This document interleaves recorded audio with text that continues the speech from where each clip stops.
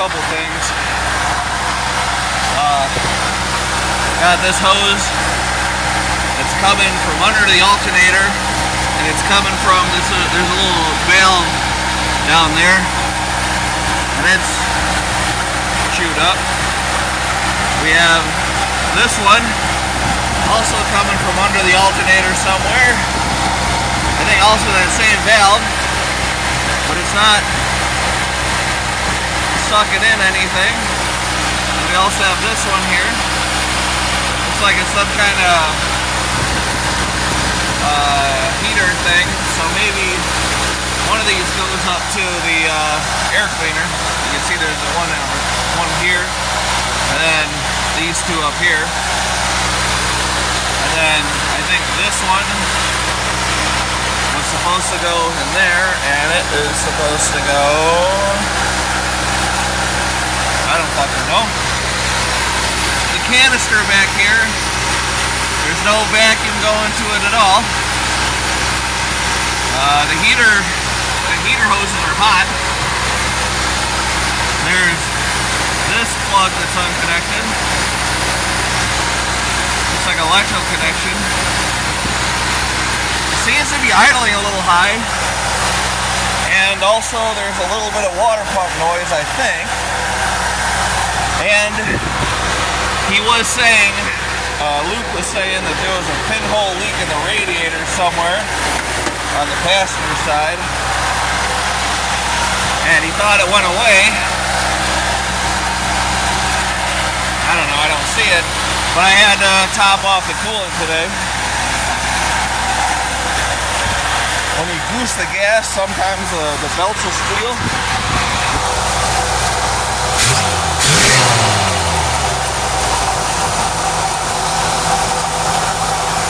There we go, now it calmed down a little bit. I gotta do something about the headlights, because you turn on the headlights and the doors open up like they're supposed to.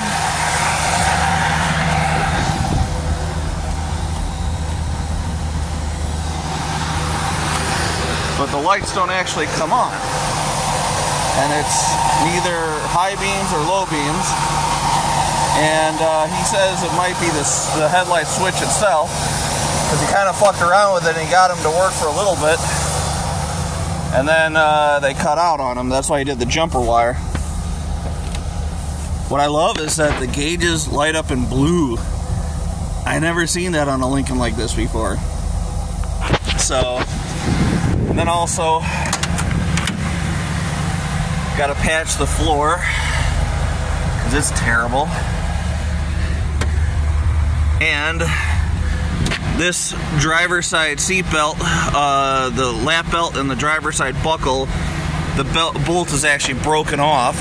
So, and the seat belt is stuck in the original seat that was in here. I can't get it to feed out of the original seat. And this is what the original seats look like. They were this Cartier, whatever. Which is actually kind of fucking cool. I'm sad that, you know, I got these cloth tan ones up front. But, you know, yeah, you can see the floor is just god-awful. And so, Art, if you're watching this, I know you took out the seat controls, but really, from what I understand, is the only time that we have to worry about them getting wet is when you have the smoker vents, because they have like a little rubber thing right here, so that when you have both of them lined up, it makes a seal. And a lot of times this glass will fall out, and you have to re-glue it to the metal. And a lot of times when you do that, then the little rubber piece falls out and is never found again.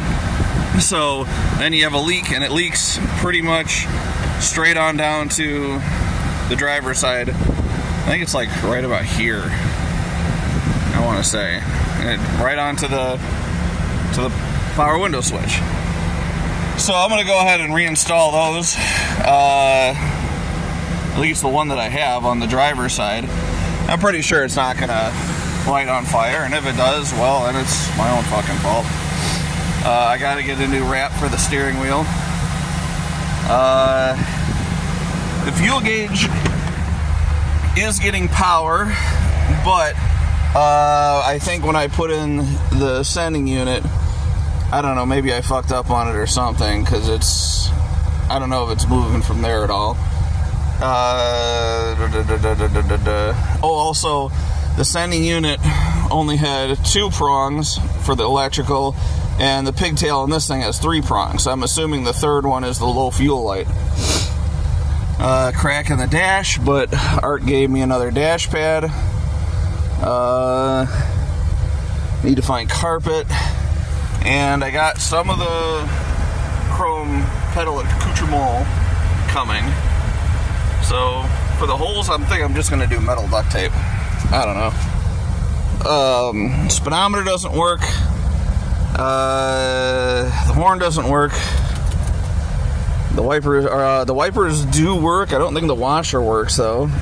Radio.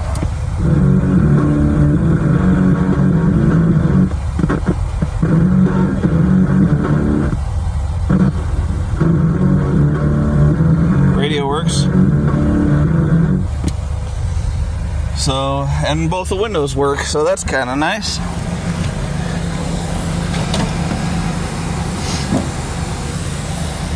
Let's see what the rest of the headlights and taillights and stuff. I already went through this, and I'm going to show you guys. So, side marker working. Side marker working. Here we have one bad. I have both the parking lights and the blinkers on. We have one bad ground here, and we have one open turn signal connection. That's why that one's not blinking. And then this is how it's supposed to be.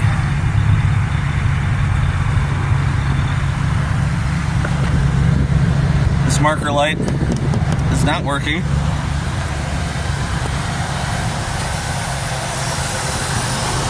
This marker light is. This signal, although cracked, is working properly.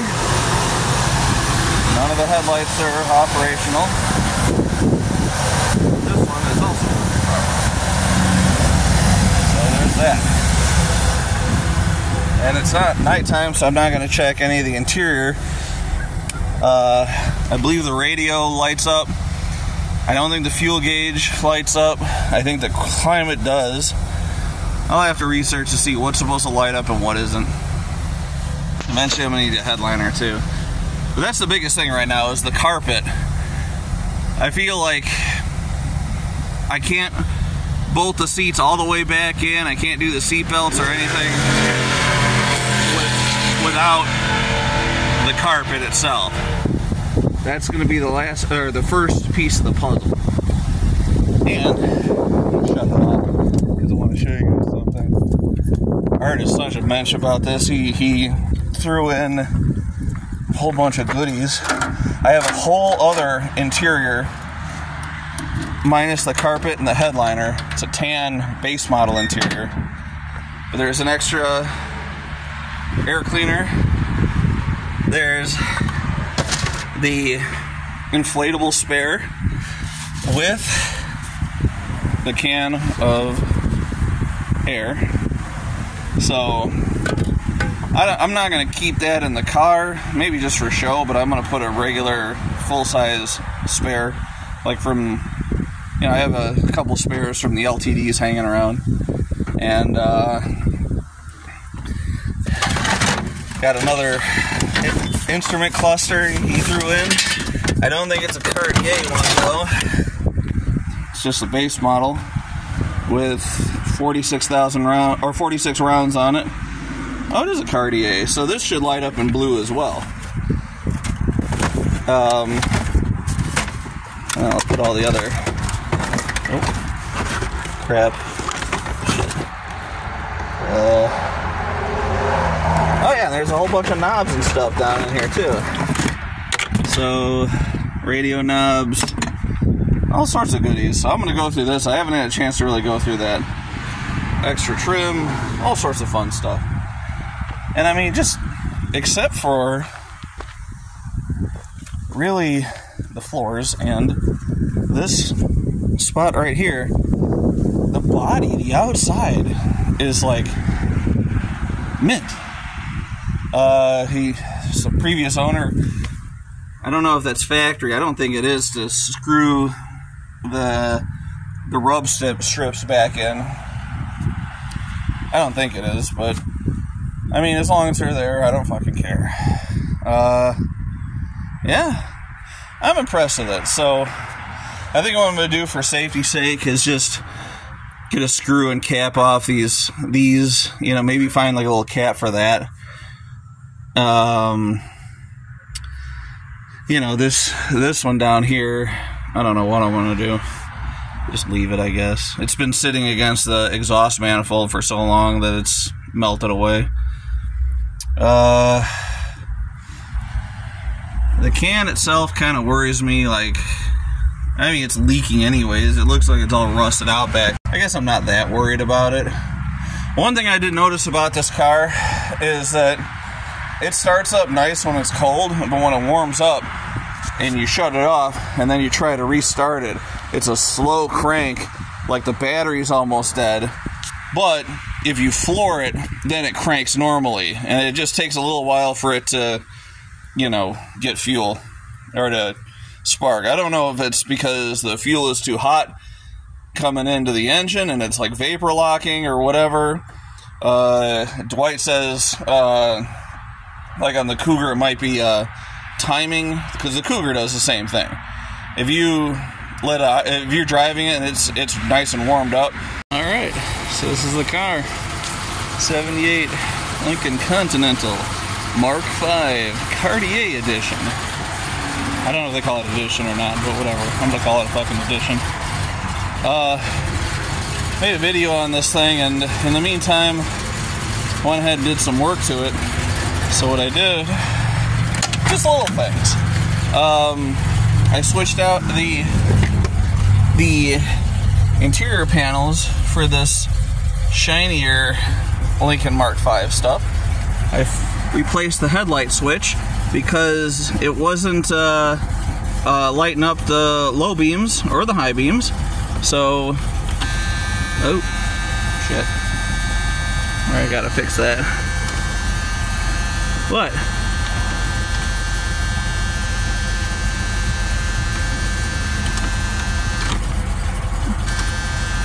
You just got to be careful with that. So, got all the lights working. I replaced the light bulb here for the wipe wash. I don't know if there's a light bulb behind the fuel gauge or not, and I don't know if it works. That one works. The light behind here works. I checked to make sure all the bulbs that I can work for the bulb check. So we'll go ahead and try that again. See, the high beam light is working too. So we got alt, oil pressure, temp and brake comes on. Everything except for fasten seat belts. I don't give a fuck about that. So this light down here for the fan works. I don't know if this is supposed to be backlit. I tried undoing the 4 screws, but it won't come out. The tabs are in front, so the only way that's going to come out is going back, and I'm not going to fuck it up. I already broke a bunch of things on this thing on the original one. So let me see if I can dim the high beams.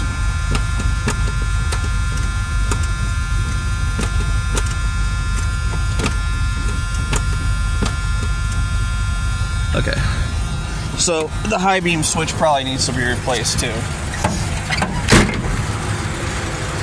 But got all working lights, even the side markers. I gotta practice what I preach. I always remind people about their side markers, and you know, to drive around with one burnt out would be sacrilege.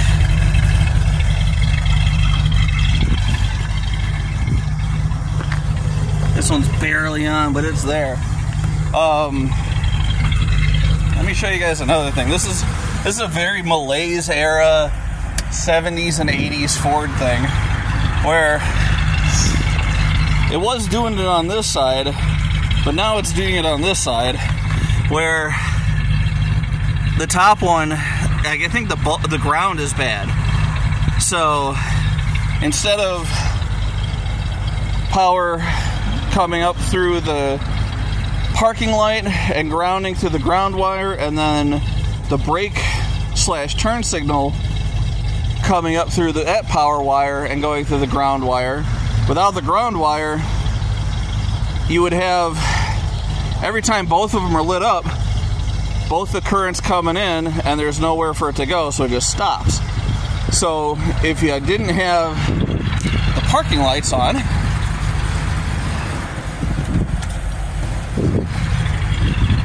oh, hold on. That's just the headlights. So see, now it blinks, but it blinks dim. So it's blinking the parking light. What's happening is the power's coming up through the power side, and then it's grounding back down through the marker light circuit and going back up into the switch and grounding out that way. So that's why it's working there, but you can see it's dimmer than the other one. And then when I send both signals,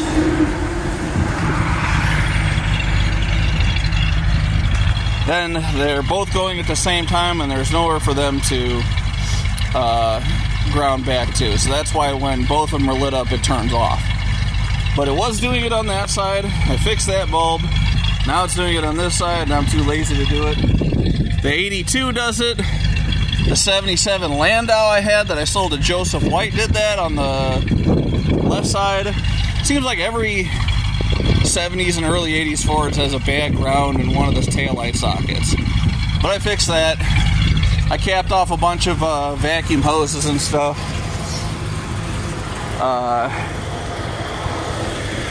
The hideaways actually stay closed for a good long time. Yeah, so I'm done for the day. Eventually I'm going to throw the caps back on it.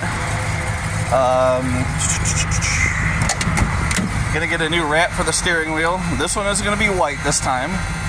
I'm going to patch up all the holes in the floor. Oh yeah, another thing, I put the power seat switches back in, and they do work on occasion. So what I need to do is, where that seatbelt bolt is broken, I'm probably gonna have to take the seat back out again. Either I'm gonna weld in the old seatbelt, or I'm gonna punch a new hole behind that hole and then just do a big ass bolt and a nut and some washers. So yeah, both the windows go up and down like they're supposed to. That one kind of gets stuck a little bit, and that door rattles around when the window's down. Yeah, everything freaking works on this thing. And I'll save it for a separate video. There's one more thing I want to show you guys, which is just fucking boss. So I'm going to do that in a second.